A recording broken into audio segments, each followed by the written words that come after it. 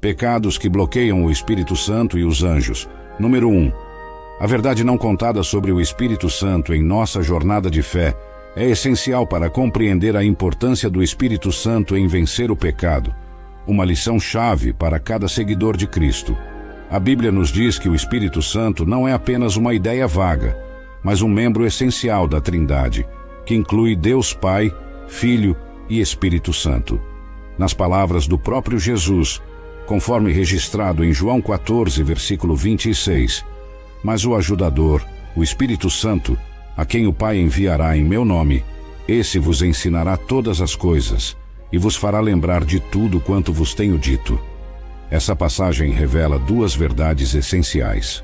O Espírito Santo é uma personalidade distinta dentro da Trindade e desempenha um papel crucial em orientar e confortar aqueles que seguem Cristo.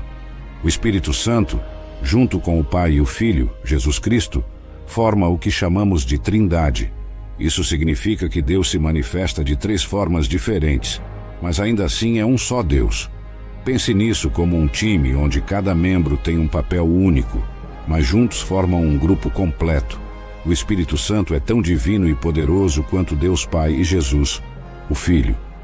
Embora esse conceito possa parecer complexo, a Bíblia nos oferece muitas evidências para crer que isso é verdade. É como ter um quebra-cabeça. Quando você junta todas as peças, vê a imagem completa. É assim que entendemos a Trindade, incluindo o Espírito Santo, reunindo tudo o que a Bíblia nos diz.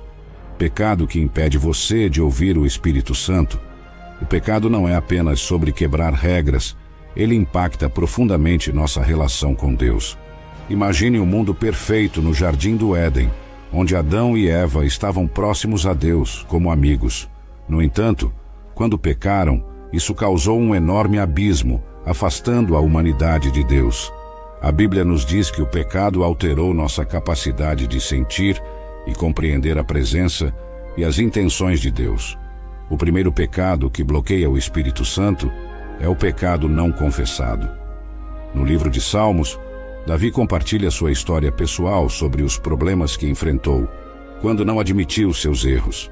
Ele fala sobre a importância de ser honesto sobre nossos erros e buscar perdão. Enquanto calei os meus pecados, envelhecia os meus ossos pelos meus rugidos todo o dia. Salmos 32, versículo 3. Davi sentia-se preso em sua vida espiritual, porque não admitia seu erro, e isso o incomodava muito.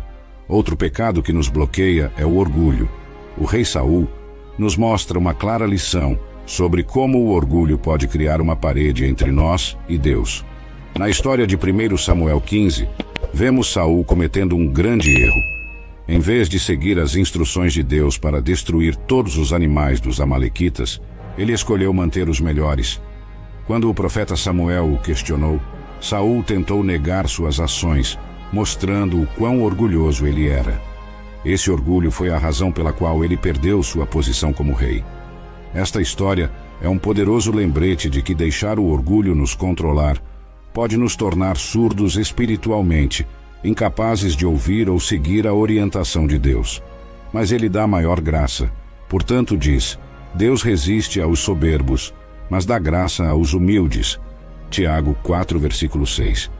O orgulho pode obstruir nossa capacidade de ouvir o que o Espírito Santo quer nos dizer, porque ser demasiado orgulhoso pode nos fazer pensar que somos mais importantes do que realmente somos e que podemos fazer tudo sozinhos. Assim, acabamos acreditando que nossas próprias ideias são melhores do que os conselhos de Deus. Estas 6 coisas o Senhor odeia. Sim, 7 são abominação para ele: olhos altivos, língua mentirosa, mãos que derramam sangue inocente, coração que maquina pensamentos perversos, pés que se apressam a correr para o mal, testemunha falsa que profere mentiras e o que semeia discórdia entre irmãos. Males que Deus condena. Os pecados que lidam com os motivos profundos do coração do indivíduo são as 7 coisas que Deus despreza. O pecado é cometido no momento em que é concebido no coração, mesmo antes de ser efetivamente cometido.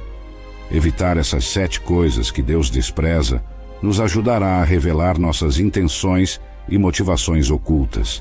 As seguintes são as 7 coisas de Provérbios que Deus despreza: olhos altivos. Isso descreve um sentimento de orgulho e uma tendência de olhar para os outros de cima para baixo. Em Filipenses 2, versículos 3 a 5, é-nos ensinado a não fazer nada por contenda ou por vanglória, mas por humildade, considerando os outros superiores a nós mesmos. Tende em vós o mesmo sentimento que houve também em Cristo Jesus, o qual, subsistindo em forma de Deus, não julgou como usurpação o ser igual a Deus. Antes, a si mesmo se esvaziou, tomando a forma de servo, fazendo-se semelhante aos homens, e achado na forma de homem, humilhou-se a si mesmo, sendo obediente até a morte e morte de cruz. Por isso, Deus o exaltou soberanamente e lhe deu um nome que é sobre todo nome, para que ao nome de Jesus se dobre todo o joelho dos que estão nos céus, e na terra, e debaixo da terra, e toda língua confesse que Jesus Cristo é o Senhor, para a glória de Deus Pai. Quando começamos a pensar em nós mesmos com importância sem par, estamos esquecendo que qualquer bem em nós é resultado de Cristo vivendo em nós, e que o velho homem está agora morto. Já estou crucificado com Cristo, e vivo, não mais eu, mas Cristo vive em mim.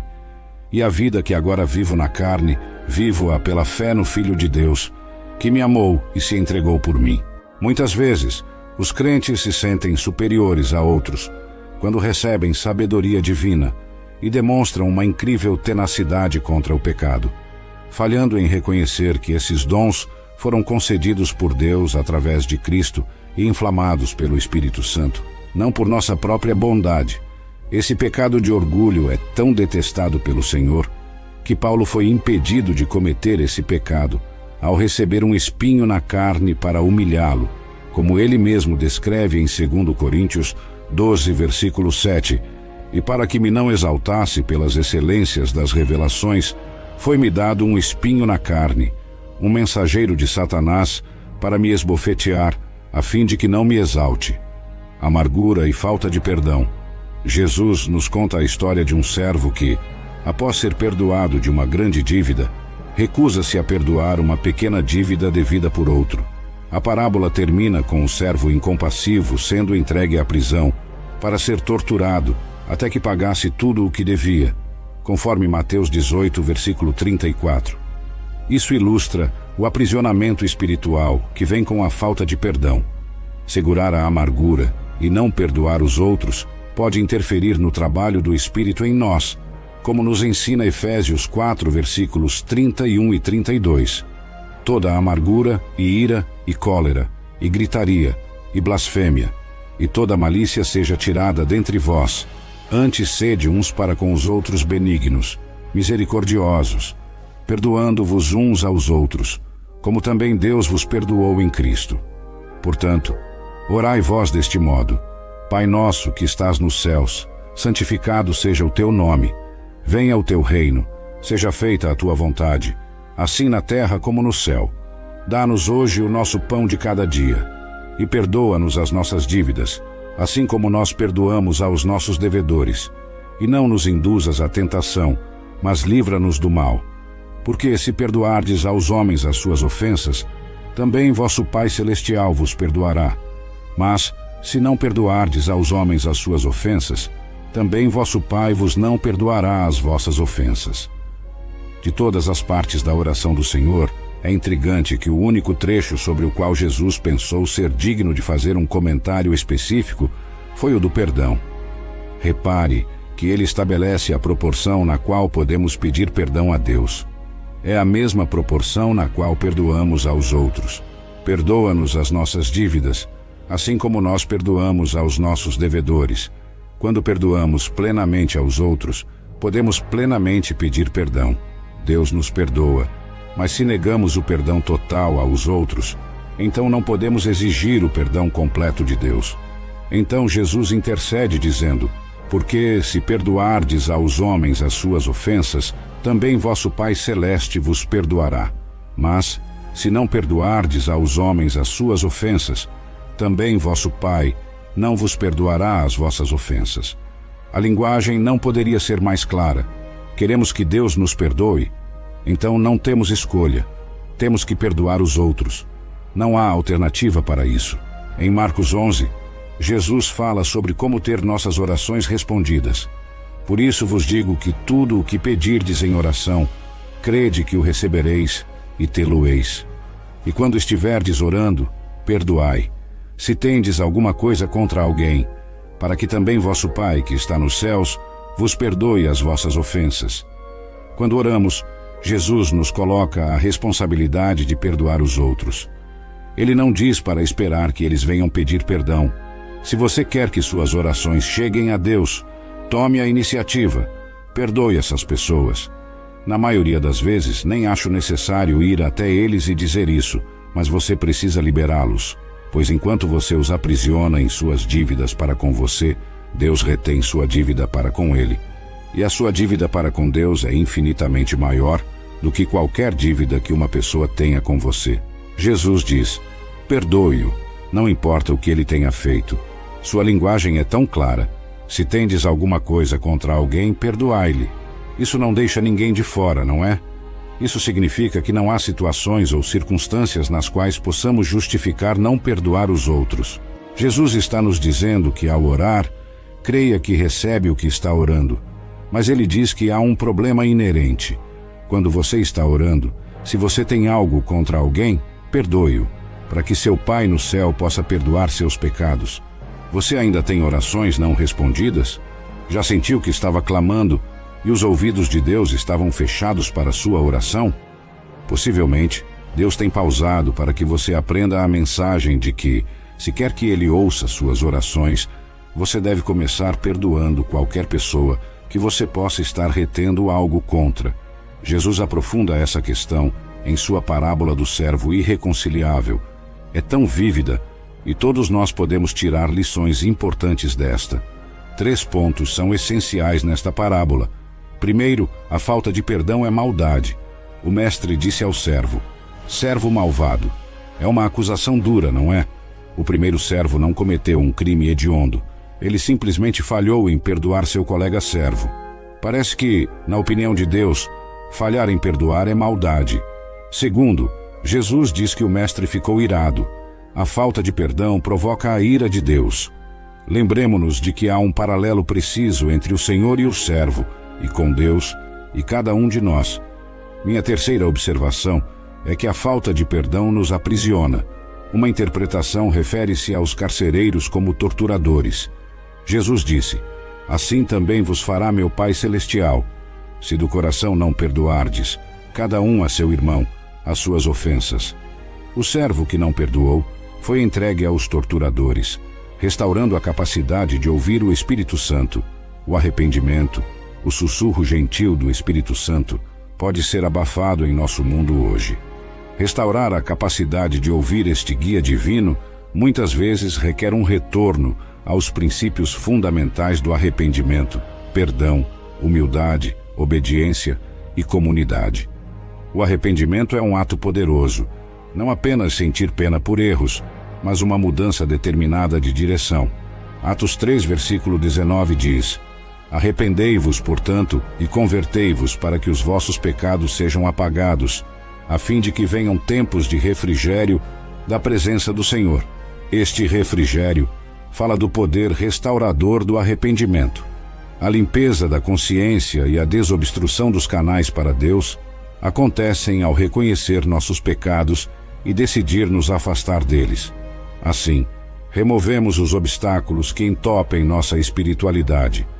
Existem 2 palavras frequentemente confundidas com arrependimento, mas que não são a mesma coisa. A primeira é lamento. Muitas pessoas lamentam como viveram suas vidas. Ficaria surpreso se alguém ouvindo isso não tivesse lamentos sobre decisões de vida, porque lamentos são sentimentos sobre o que você fez consigo mesmo e com suas próprias decisões. A segunda palavra é remorso, que é como nos sentimos em relação ao que fizemos aos outros. No entanto, isso não é arrependimento. O arrependimento tem essa característica única: é o que você sente que fez contra Deus. Essa é uma grande diferença entre lamento e remorso. De repente você entende que é Deus quem foi mais ferido, assim como o filho pródigo percebeu que não era apenas seu pai que havia sido ferido, E o filho lhe disse: Pai, pequei contra o céu e diante de ti. Já não sou digno de ser chamado teu filho. Assim que essa dimensão celestial entra em cena, e você entende que é Deus quem foi mais ferido, e você entende que são as leis de Deus que você quebrou, o amor de Deus que você desprezou, e a ira de Deus que você provocou, merecendo seu julgamento e necessitando de sua misericórdia. Isso se torna a tristeza segundo Deus que produz arrependimento, como Paulo coloca em 2 Coríntios 7, versículo 10.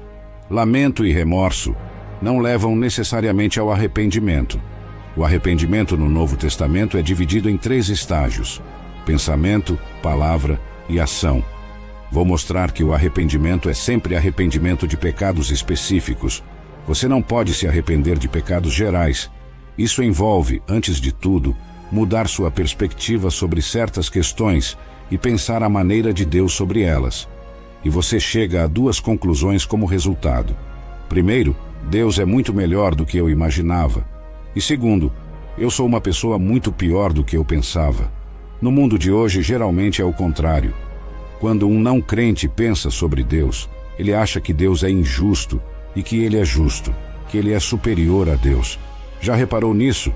O número de pessoas que dizem: por que Deus faz isso? Que direito tem Deus de fazer aquilo? Por que Deus deveria agir assim? Elas estão insinuando que sabem mais do que Deus. Isso é exatamente o que estão dizendo, e estão se posicionando como seres superiores a Deus. Eles afirmam que ele comete erros que eles não cometeriam, que ele se comporta de maneiras que eles não se comportariam. Como resultado, eu sou uma pessoa melhor do que ele. O segundo passo é a palavra do arrependimento, que significa, em primeiro lugar, confessar pecados. No Novo Testamento, não há confissão de pecado geral, há apenas inúmeras confissões de pecados no plural. Se você está amargurado, é porque decidiu ressentir-se em vez de perdoar o que foi feito a você. A necessidade mais básica da humanidade é o arrependimento, que possibilita que Deus o perdoe. Você está dizendo: eu sou o que sou agora, porque em pontos cruciais da minha vida, escolhi um caminho que leva a este caráter. Todos nós somos o resultado de nossas escolhas, e tratar alguém com a dignidade de um ser humano significa tratá-lo como responsável por suas ações. Não é um cão de Pavlov. Você está dizendo a alguém: você é uma criatura viva, você tomou sua decisão. Escolhemos nossos amigos, a companhia que mantemos e os objetivos que perseguimos. Fizemos a decisão. Confessar significa admitir que tomei a decisão errada e sou responsável. Isso é o começo de elevar uma pessoa à dignidade de um ser humano responsável. E levá-la a expressar isso em palavras é crucial. Se confessarmos os nossos pecados, Ele é fiel e justo para nos perdoar os pecados e nos purificar de toda a injustiça. 1 João 1, versículo 9. E seu sangue continua a nos purificar, uma promessa maravilhosa. O perdão, a busca pelo perdão, é central para o cristianismo, enraizado na oração do Senhor. E perdoa-nos as nossas dívidas, assim como nós perdoamos aos nossos devedores. Mateus 6, versículo 12. Para ouvir o Espírito Santo, deve-se buscar o perdão de Deus por seus pecados, um recurso divino que restaura a harmonia espiritual. Além disso, buscar o perdão daqueles a quem prejudicamos é igualmente importante, conforme está escrito em Mateus 5, versículos 23 e 24. Portanto, se trouxeres a tua oferta ao altar, e aí te lembrares de que teu irmão tem alguma coisa contra ti, deixa ali diante do altar a tua oferta, e vai reconciliar-te primeiro com teu irmão. E então, voltando, faze a tua oferta. Quando estou diante do altar para fazer minha oferta, e lembro que meu irmão tem algo contra mim, deixo minha oferta ali, diante do altar, e vou primeiro reconciliar-me com meu irmão. Depois, volto e apresento minha oferta. A reconciliação com os outros diminui o ruído da culpa e do conflito, tornando a voz do Espírito Santo mais perceptível. Ser humilde é como ter um bom solo, onde minha capacidade de absorver e crescer a partir de experiências espirituais pode prosperar. Tiago 4, versículo 6, nos lembra que Deus resiste aos soberbos, mas dá graça aos humildes. Uma pessoa humilde está mais disposta a seguir direções, e quando o fazemos e somos instruídos, ficamos melhores em ouvir o que Deus quer nos dizer. As minhas ovelhas ouvem a minha voz, eu as conheço e elas me seguem. João 10, versículo 27. Quando submeto minha vontade a Deus, não apenas ouço sua voz mais claramente, mas também sou capacitado para segui-la. Nenhum crente é uma ilha. Somos chamados a viver em comunidade. Gálatas 6, versículo 2. Encoraja os crentes a carregar os fardos uns dos outros, e dessa forma cumpriremos a lei de Cristo. Uma comunidade proporciona responsabilidade, garantindo que permaneçamos no caminho da retidão. Quando nos desviamos, um irmão ou irmã em Cristo pode gentilmente nos guiar de volta, garantindo que nossa vida espiritual permaneça desobstruída. Hebreus 10, versículos 24 e 25, sublinha a importância desta comunhão. Consideremo-nos uns aos outros para nos estimularmos ao amor e às boas obras.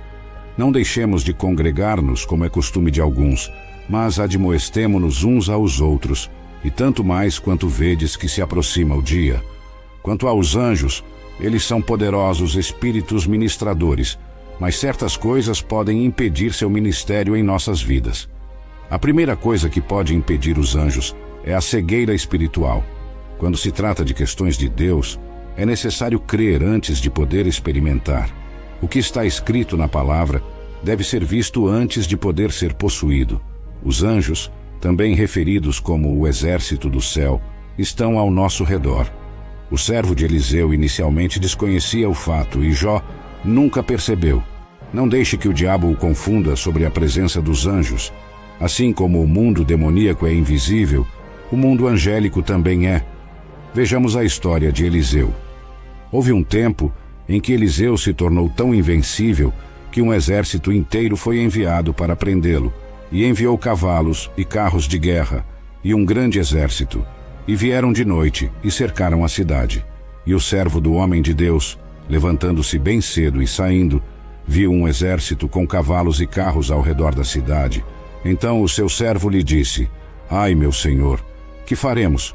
E ele respondeu: Não temas, porque mais são os que estão conosco do que os que estão com eles. Então Eliseu orou e disse: Senhor, peço-te que lhe abras os olhos para que veja. E o Senhor abriu os olhos do servo, e ele viu. E eis que o monte estava cheio de cavalos e carros de fogo ao redor de Eliseu.